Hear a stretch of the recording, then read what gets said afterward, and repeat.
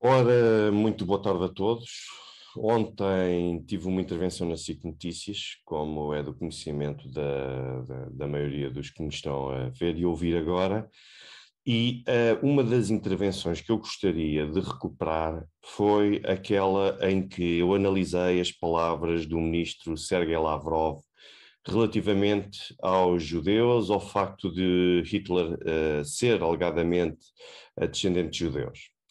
E eu digo isto, eu tenho que recuperar isto por uma razão muito simples, porque houve várias pessoas a dizer que eu disse que os israelitas são nazis ou que os judeus são nazis, e parece-me que as pessoas não perceberam aquilo que eu disse, apesar de ter sido bastante claro, também por falta de vontade, se calhar, em perceber aquilo que eu disse. Mas eu vou recuperar exatamente a minha intervenção e vou tentar dissecá-la com maior profundidade para que se perceba de uma vez por todas aquilo que eu disse. Ora bem, eu alertei desde logo várias vezes para as generalizações, ou seja, naturalmente que os israelitas não são nazis, naturalmente que os judeus não são nazis, e da mesma forma que os ucranianos não são nazis. Isto não invalida que existam pessoas que sejam israelitas, que existam judeus e que existam ucranianos, sem estar aqui a medir quantidade, mas de pessoas que possam partilhar e perfilhar ideais nazis, neonazis, e que tenham até um histórico de colaboração com nazis. São coisas completamente diferentes. Mas, voltando outra vez às palavras de Lavrov, que a meu ver foram muito simples. Aquilo que Lavrov disse foi: eu espero não estar enganado, mas Adolf Hitler teria sangue judeu. E depois disse: e também é sabido que existem que alguns dos principais e mais fervorosos colaboradores nazis eram judeus. Começando pela primeira parte, parece muito claro aquilo que Lavrov disse. Lavrov até alertou para o facto de espero não estar enganado, ou seja, ele admitiu a hipótese de poder não estar a ser preciso. E porquê? Porque aquilo em que Sergei Lavrov se baseou, eu vou partilhar convosco, foi desde logo um estudo que nós temos, que foi divulgado, por exemplo, olhem, pelo canal História, que para algumas coisas parece ser uma fonte fidedigna, para algumas coisas parece interessar, sobretudo quando fala bem do Ocidente, e depois para outras parece que afinal já acaba por ter informação enganadora e falsa informação. Ora bem, aquilo que eu disse ontem foi que Lavrov tem uma base para poder dizer aquilo que disse.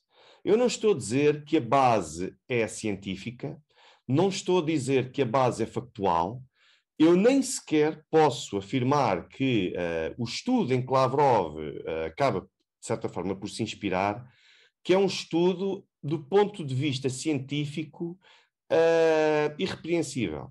Eu não li o estudo. Eu não vi a metodologia que foi efetuada e que foi utilizada neste estudo. Eu nem sequer sei se este estudo respeitou ou não todas as máximas do ponto de vista científico para podermos afirmar que o estudo é indubitavelmente um estudo que, do ponto de vista científico, deve ser validado. Ou seja, eu também não estou a dizer o contrário, também não estou a dizer que não devemos considerar esse estudo. Mas o estudo, a verdade é que está aqui citado pelo canal História. Vejam que está aqui a ser aqui indicado e pormenorizado pelo canal História. Eu não validei que este estudo corresponde à realidade. Aquilo que eu disse é que Sergei Lavrov ter-se-á agarrado um pouco a este tipo de estudo para dizer, por isso é que ele disse, eu espero não estar errado, porque o próprio Lavrov não está a afirmar isto com 100% de certeza, mas está a remeter para a realização de estudos que existem, portanto não é um indivíduo que está no café com os amigos e depois de beber 4 ou 5 copos dispara uma coisa destas, de dizer que Hitler tinha sangue judeu. Não. Sergei Lavrov está a referir-se a alguém que conduziu estudos, curiosamente até foram belgas, mas não foram só belgas. Este estudo, se bem reparam, esta peça data de 2010, mas venham ver que, por exemplo, o Jerusalem Post, que eu citei ontem, Reparem que, com uma peça de 2019, estamos a falar do Jerusalem Post, um dos jornais mais reputados de Israel, e que vai indicar que um estudo sugere que o avô paterno de Hitler tinha sangue judeu. Isto não está a dizer que Hitler era judeu. Aquilo que sempre foi dito é que Hitler teria sangue judeu, ou seja, que seria descendente de um judeu. E a verdade é que está aqui mais um estudo. Este até foi realizado por Leonard Sachs. Portanto, já estamos a falar de um outro estudo diferente. E nós já temos aqui, pelo menos, então, 2 estudos que parecem apontar e que parecem ter aqui alguma base, remetem, no mínimo, para que Hitler seria, pelo menos, descendente de judeus, daí ter esse sangue judeu. Logo aqui, nós poderemos perceber que, afinal, aquilo que Lavrov disse, embora não esteja a afirmá-lo com 100% de certeza, como se os estudos tivessem sido conduzidos por russos, mas a verdade é que nós temos aqui algumas bases do ponto de vista académico, pelo menos, que remetem para a possibilidade e que apontam para a possibilidade de Hitler ter descendentes que fossem, ou ascendentes que fossem judeus. Isto, quanto à primeira parte, parece-me ser bastante claro e parece-me então não oferecer dúvidas quando eu referi que Lavrov tinha alguma base. Não estou a validar estes estudos, porque, volto a frisar, eu não os li, nem sequer vi qual foi a metodologia utilizada, portanto, agora tenho conhecimento que existem notícias que citam estudos. E quando temos meios como o Canal História, quando temos o Jerusalem Post, portanto, não é propriamente um blog de um desconhecido que está a citar estudos que possam estar ali a dar respaldo a teorias da conspiração. Ponto número 1. São questões completamente diferentes. Outra questão é a questão dos judeus de serem conhecidos que judeus serem colaboracionistas dos nazis. Ora bem, é preciso recuar, se calhar, a 1996 para nós lermos este artigo do Los Angeles Times. Portanto, estamos a falar uma vez mais de um meio de comunicação também bastante respeitável. Portanto, parece-me que estamos habituados, quem lê normalmente no Los Angeles Times, pelo menos no Ocidente, olha para este tipo de publicação e tende a confiar. Portanto, não estamos a falar propriamente, volto a frisar novamente, de um blog, de uma página anónima, de um veículo de teorias da conspiração. Portanto, e vejam esta peça onde fala dos judeus que estavam inseridos na estrutura militar de Adolf Hitler. Este artigo tem 26 anos, explica aqui em detalhe, reparem que até estão aqui a citar fontes de Cambridge. Portanto, não estamos a falar uma vez mais de fontes que sejam desconhecidas, de alguém que decida desenvolver uma teoria. Não estamos a falar do João Lemos Esteves, portanto, de um conhecido conspiracionista e que escreve imensos disparates. Aliás, escreveu uma peça até sobre mim a dizer que eu estava no gabinete do primeiro-ministro a fazer espionagem para os russos. Até eu fui avisado por isso. Foi expulso do jornal, do Semanário Sol, por causa dos seus vários disparates em artigos de opinião, que alguém lhe dava cobertura, nunca consegui compreender porquê, mas acima de tudo depois da polémica com o Pacheco Pereira, em que escreveu um artigo absolutamente calunioso contra Pacheco Pereira, insinuando que ele seria também colaboracionista do poder político iraniano, entre outras coisas. Portanto, nós não estamos a falar do João Lemos Esteves, não estamos a falar de pessoas do mesmo calibre do João Lemos Esteves. Eu nem quero sequer frisar outra vez este nome, espero ter sido a última vez que eu fiz este nome, que é para não lhe dar importância a uma pessoa que tem mais imaginação, mais capacidade de inventar histórias do que propriamente QI, mas estamos a falar do Los Angeles Times, que está a frisar aqui vários aspectos que atestam por que motivo é que nós temos vários judeus que estavam inseridos na estrutura militar de Adolf Hitler e o do Reich. Reparem aqui uma outra história. Ora bem, esta questão do Kastner, portanto, estamos a ver que houve uma vez mais um conjunto de argumentos que foram invocados. Eu ontem referi o pai do atual ministro dos Negócios Estrangeiros de Israel, que tentou reabilitar o Kastner. Portanto, e o Kastner acabou por ser alguém que colaborou de forma muito ativa com Eichmann, a famosa história também, que é Hannah Arendt, o julgamento do Eichmann, muitos devem conhecer a história sobre o que levou ao seu julgamento e como é que ele foi capturado na altura na Argentina e como é que foi sequestrado e transferido para Israel para responder pelo seu colaboracionismo com o regime nazi, e vejam como nós encontramos uma vez mais em como Kastner, portanto, alguém que o pai do atual ministro dos Negócios Estrangeiros de Israel quis reabilitar como sendo pelo seu papel enquanto judeu, e na forma como isso foi depois travado, incluindo pelo Reino Unido. Reparem uma vez mais que a fonte é The Times of Israel. Estamos a falar de uma fonte também que não oferece margem para dúvidas quanto ao tipo de credibilidade que tem.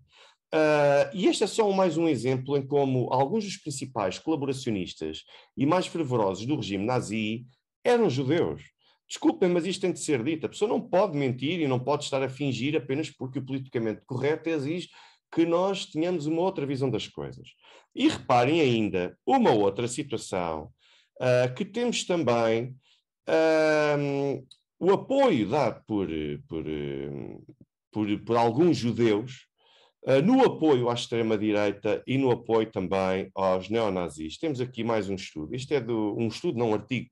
Este é do Foreign Policy, também uma reputadíssima publicação ocidental, muito respeitada por cá. E depois temos, naturalmente, nos dias que correm, esta peça, por exemplo, é de 2018, mas também foi publicado no Haaretz, outra publicação israelita de elevada reputação. E reparem como em 2018, a julho de 2018, era um problema. E os grupos de direitos humanos vinham exigir que Israel parasse de armar, de reforçar o arsenal dos grupos neonazis na Ucrânia.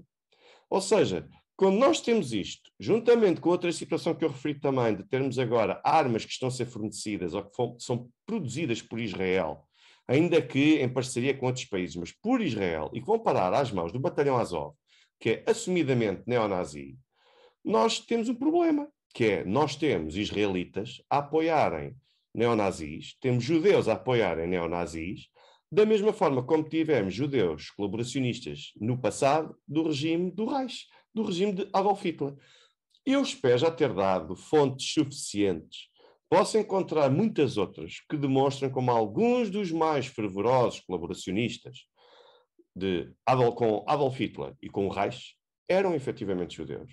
E hoje continuamos a ter colaboracionistas, quer israelitas, quer judeus, porque ser judeu não significa ser necessariamente israelita, ser judeu não significa defender necessariamente o Estado de Israel, antes, pelo contrário, as coisas não têm de se cruzar, embora tenham naturalmente uma corrente maioritária, seja comum que um judeu seja também ele sionista.